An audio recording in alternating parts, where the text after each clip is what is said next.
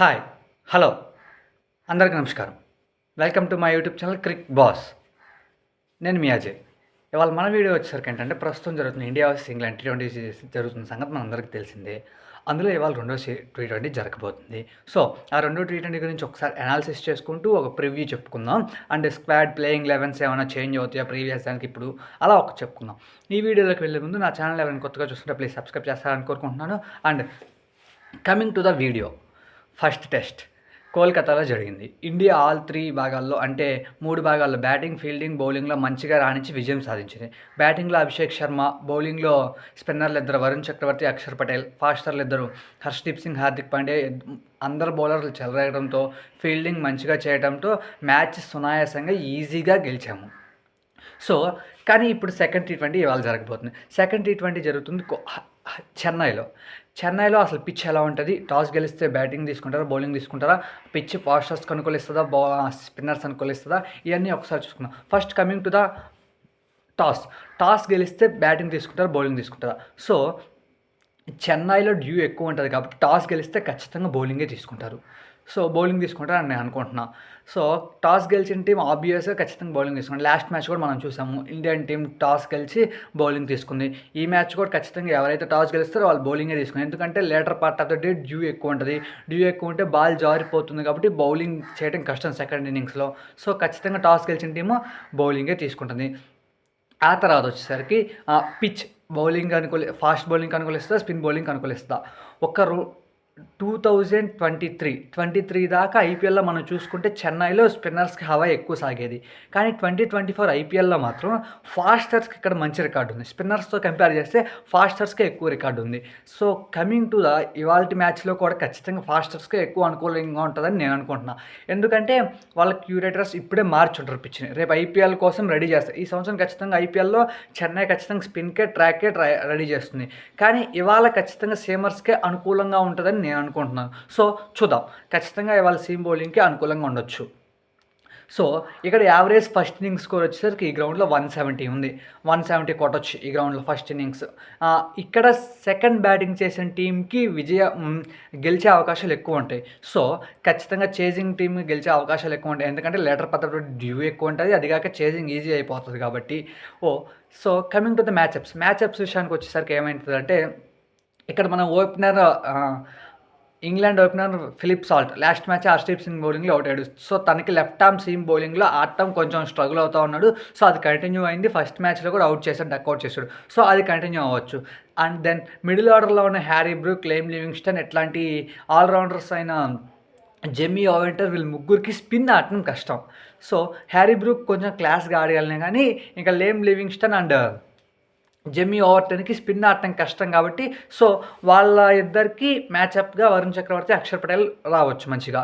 So captain Jos Buttler ఏమవుతుందంటే captain Jos Buttler spin బౌలింగ్లో కూడా కొంచెం అంటే స్ట్రగుల్ అవుతూ ఉన్నాడు కాబట్టి జాస్ బట్లర్ కూడా Varun Chakravarthy and Axar Patel might be the ప్లేలోకి రావచ్చు వాళ్ళిద్దరికి. సో మన ఇండియా తరపున మాత్రం ఏమవుతుందంటే లెఫ్ట్ హ్యాండ్ బ్యాట్స్మెన్స్ ఎక్కువ ఉండటం వల్ల Adil Rashid and Jofra Archer coming to the play అంటే వాళ్ళిద్దరు ఖచ్చితంగా ప్లేలోకి రావచ్చు. జోఫ్రా ఆర్చర్ లాస్ట్ మ్యాచ్ మనం చూసాం, మంచిగా బౌలింగ్ చేశాడు, 2 వికెట్లు తీసుకున్నాడు, 4 ఓవర్లు తక్కువ రన్స్ కొట్టించాడు. సో జోఫ్రా ఆర్చర్ ఇవాళ కూడా మంచిగా ప్లేలోకి రావచ్చు. ఆ తర్వాత ఇంకా మన బ్యాటింగ్లో కెప్టెన్ సూర్యకుమార్ యాదవ్ స్పిన్ బౌలింగ్లో కొంచెం అంటే లెఫ్ట్ ఆర్మ్ స్పిన్ బౌలింగ్ కొంచెం స్లోగా ఆడతాడు. సో ఇవాళ ఆ లెఫ్ట్ ఆర్మ్ స్పిన్ బౌలింగ్ కొంచెం స్లోగా ఆడటంతో Jacob Bethell will be in the ప్లేలోకి రావచ్చు. సో ఆ తర్వాత వచ్చేసరికి ఇవాళ మన ఇండియా వైపు కొంచెం కన్సిస్టెంట్గా ఆడితే తిలక్ వర్మ మీద ప్లేయర్ అంటే వాచ్ టు ప్లే. ఎందుకంటారేమో తిలక్ వర్మ ఇక్కడ చెన్నై పిచ్చులు కొంచెం స్లో అండ్ స్టడీగా ఉండి ఇన్నింగ్స్ బిల్డ్ చేసుకొని వెళ్తూ చివరిలో స్కోర్ చేస్తే రన్స్ వస్తాయి. సో అలా ఇన్నింగ్స్ బిల్డ్ చేస్తూ వెళ్ళి చివరిలో స్కోర్ చేసే కెపాసిటీ ఉన్న బ్యాట్స్మెన్ మనకి ప్రస్తుతం ఉంది ఇండియన్ టీంలో. 1 డౌన్ కానీ 2 డౌన్ దిగుతున్న తిలక్ వర్మ కాబట్టి Tilak Varma will be in the player to watch. Player ఖచ్చితంగా తిలక్ వర్మ ప్లేలోకి రావచ్చు ఇవాళ. అండ్ ఇంగ్లాండ్ సైడ్ నుంచి హ్యారీ బ్రూక్ కూడా సేమ్ తిలక్ వర్మ లాగే ఇన్నింగ్స్ బిల్డ్ చేసి కాన్స్టెంట్గా చివరిలో ఒకసారి యాక్సలరేట్ చేసే బ్యాట్స్మెన్ కాబట్టి so Harry Brook will be in the ప్లేలోకి రావచ్చు ఇంగ్లాండ్ తరఫున. జాస్ బట్లర్ కూడా సిచ్యువేషన్ తగ్గట్టు ఆడతాడు కాబట్టి సో జాస్ బట్లర్ కూడా ప్లేలోకి రావచ్చు. ఇంకా మన ఇండియన్ యంగ్స్టార్ అయిన last match previous star Abhishek Sharma, so తను అగ్రెసివ్ రోల్ ఉంటుంది కాబట్టి మైట్ బీ ఛాన్స్, అంటే తను అంత కన్సిస్టెంట్గా పర్ఫామ్ చేస్తాడా అంటే కొంచెం చెప్పలేకపోవచ్చు. ఎందుకు ఇక్కడ చెన్నైలో ఖచ్చితంగా ఫస్ట్ చిన్నగా ఆడి ఇన్నింగ్స్ బుల్ చేసుకుంటూ వెళ్తే స్కోర్ ఈజీగా వస్తుంది. ఒక్కసారిగా దిగిన దగ్గర నుంచి అగ్రెసివ్గా ఆడదాం అనుకుంటే కొంచెం స్ట్రగుల్ అయ్యే అవకాశం ఉంటుంది.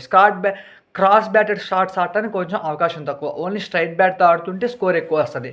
సో ఇంకా ప్లేయింగ్ 11 విషయానికి వస్తే ఇండియా ఒక్క చేంజ్ చేస్తే చేయొచ్చు. అది ఏంటి, రవి బిష్ణోయ్ ప్లేస్లో మొహమ్మద్ షమీని తీసుకొస్తే రావచ్చు. ఎందుకు, ఐపీఎల్ రికార్డ్ చూసుకుంటే ఇక్కడ ఫాస్టర్స్కి ఎక్కువ అనుకూలంగా ఉంది కాబట్టి Mohammed Shami will be the ఇవాళ మ్యాచ్ ఆడతాడు మొహమ్మద్ షమీ ఆ రవి బిష్ణోయ్ ప్లేస్లో.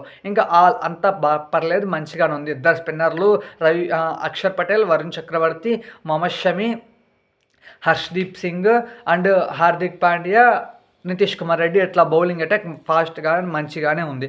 ఆ తర్వాత ఇంగ్లాండ్ విషయానికి వస్తే ఒక్క చేంజ్ చేయొచ్చు. అంటే ఏంటి, జాస్ అట్కిన్సన్ ప్లేస్లో బ్రైడన్ క్రేస్ని తీసుకొని వస్తున్నారని తను బెస్ట్ లెఫ్ట్ హ్యాండ్ బౌలింగ్ మంచిగా వేస్తుంటాడు. సో తను కూడా ఖచ్చితంగా ప్లేలోకి రావచ్చు. ఆ తర్వాత జాకబ్ బెత్తెల్ నిన్న ప్రాక్టీస్ సెషన్ ఆడలేదు, మైట్ బి కొంచెం ఇల్నెస్ ఉండటం వల్ల ఆడలేదు. జేమీ స్మిత్ ఒకవేళ ఇన్ కేస్ జాకబ్ బెత్తెల్ ఇల్నెస్గానే ఉంటే జేమీ స్మిత్ జాకబ్ బెత్తెల్ ప్లేస్లోకి రావచ్చు. ఇలా ఉంటుంది. సో ఇవాళ మనకు మాత్రం ఇంపార్టెంట్ ప్లేయర్స్ అనుకునే వాళ్ళు Tilak Varma and Harry Brook will be the ప్లేలోకి రావచ్చు. హై ఛాన్సెస్ టు విన్, అంటే సెకండ్ బ్యాటింగ్ చేసిన టీమే విన్ అవ్వచ్చు. In case India first batting చేసినా కూడా ఇండియాకి ఛాన్సెస్ ఎక్కువ ఉంటాయి. సో ఎందుకంటే ఇవి పిచ్చులు ఆఫ్ కోర్స్ మన ఇండియాలో జరుగుతుంది కాబట్టి ఇండియాకే ఎక్కువ ఛాన్సెస్ ఉంటుంది మ్యాచ్ గెలవడానికి. సో ఈ మ్యాచ్లో ఎవరు ఎక్కువ స్కోర్ చేస్తారో మీరు ఒకసారి కామెంట్ చేయండి. ఎవరు గెలుస్తారు అనుకుంటున్నారు కామెంట్ చేయండి. అండ్ ఈ వీడియోని లైక్ చేయండి. Please to subscribe Crick boss. Thank you. ఈ వీడియోని లైక్ చేసి ఖచ్చితంగా కామెంట్ చేయండి ఎవరు ఎక్కువ స్కోర్ చేస్తారు. నేనైతే తిలక్ వర్మ ఎక్కువ స్కోర్ చేస్తాడు అనుకుంటున్నాను. అండ్ బౌలింగ్లో వచ్చేసరికి spinner Varun Chakravarthy will be the play and Harry Brook England side నుంచి ఎక్కువ కొడతా అనుకుంటున్నాను. చూద్దాం. Thank you.